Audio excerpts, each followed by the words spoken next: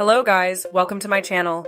In today's video, I'm going to show you how to fix Crimson Desert not launching, crashing, crash on startup, or graphics issues on PC. First, restart your computer. Do not skip this step. After restart, launch the game and check. Next, disable smooth motion in the NVIDIA app. Open NVIDIA app, go to graphics, select the game, and turn off smooth motion in both game and global settings. Now verify game files. Open Steam, right-click the game, go to Properties, Installed Files, and click Verify Integrity of Game Files. Next, launch the game from the installation folder. Go to the game directory, open bin64, and run the .exe file.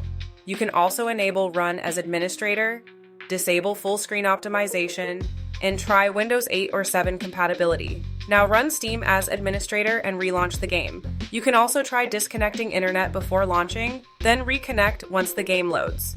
Next, lower your display refresh rate to 60 Hz in Windows settings and avoid high refresh rates.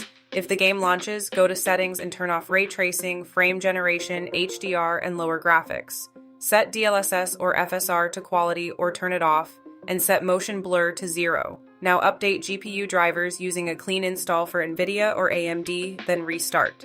Set the game to use dedicated GPU in graphics settings and ensure your monitor is connected to the GPU.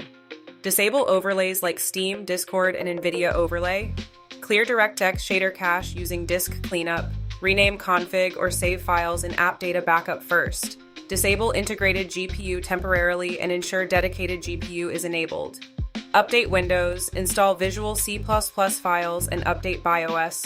If needed, increase virtual memory and disconnect extra devices. Finally, reinstall the game on another drive. One of these steps should fix the issue, so that will be all. Thank you so much for your time, and please like this video and subscribe to my channel.